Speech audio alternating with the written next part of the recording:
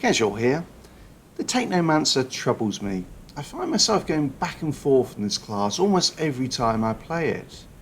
It is possibly the most unique class in the game in that it is the only one that does not do direct elemental or enemy damage, instead using turrets, mines, launchers and weapons. In addition, it is the only class that has a skill that heals the party and can select multiple nodes in its class tree to buff the weapon damage, healing and damage mitigation of the entire team. The Technomancer is the ultimate party animal and brings the gadgets to get it going. Toxic is possibly the most powerful of the damage over time effects. When you have multiple enemies tagged with this, your self-healing goes through the roof as each tick of damage also heals you. This build is all about maximising the impact of the toxic effect. There are a few critical nodes you need to pick up to make this work. Toxicologist and Decay Toxin increase the duration and damage of toxic effects, respectively, and can be stacked twice. Exposing Toxin adds the Vulnerable status effect to your toxic skills. Vulnerable increases damage received from all sources by 25%, so this will synergize really well with the entire team. There is some uncertainty over the duration of this effect though. In theory, the base duration is 10 seconds, but testing seems to imply that it is only 5 seconds, so I'll go with that. Marked for Execution makes the Vulnerable effect more effective, boosting the additional damage received to 35%.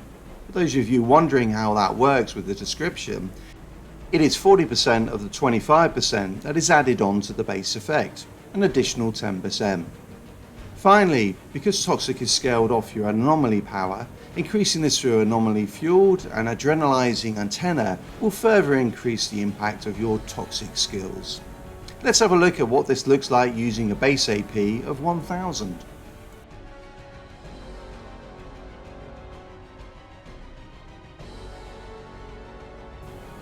So as you can see, each toxic application is going to put out 2000 damage.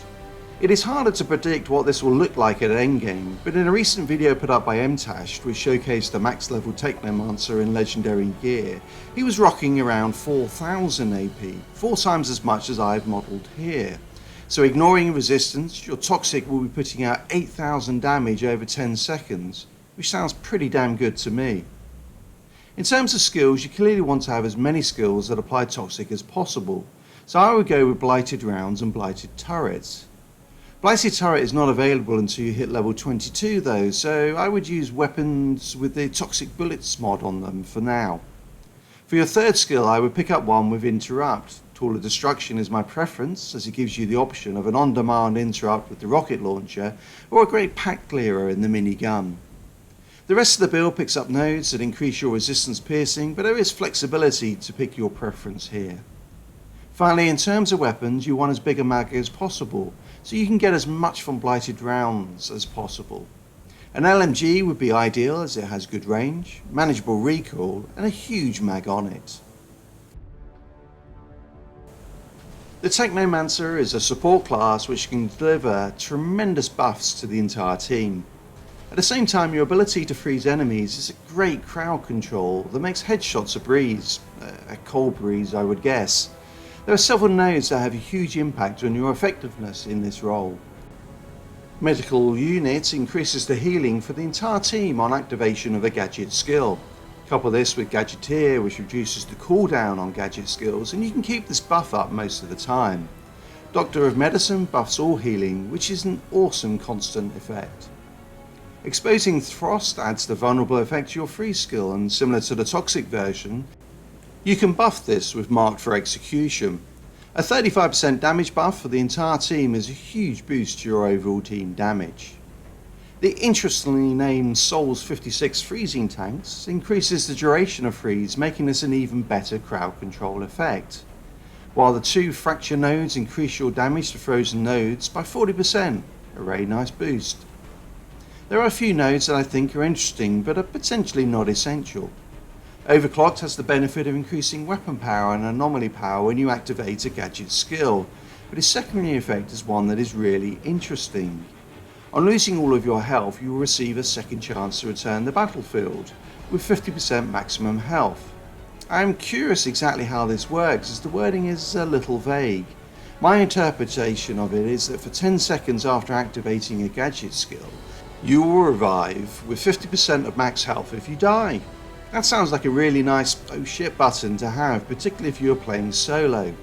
Pop cryo turret just as you're about to die, enemies will then focus on that, and when you resurrect you can reset and get to cover. Nice. Senior Engineer increases your turret's health by 100%, which allows your cryo turret to freeze more enemies. You could also spec into Blur Screen and an Engineer, improving your survivability and also further extending the life of your turrets. Finally, Winter's Barrier adds damage mitigation to your melee skill. Now this one is absolutely a Hail Mary, as preferably all enemies will be kept at range. But this boosts your survivability when all else fails nicely, as you can freeze a melee attacker who has got too close. Reduce damage from all sources by 40% and move to safety. It is just a shame that it only lasts for 3 seconds. The advantage of taking this node is that it also opens up another Souls 56 freezing tank, increasing the duration of your freeze which your melee skill applies. Nice synergy on that. In terms of skills, Fixing Wave is the only on-demand heal in the game, which also heals your turrets, and so is a must for this build. I would also take Cryo Turret, as not only does it apply the freeze effect to multiple enemies, but it also diverts fire away from you.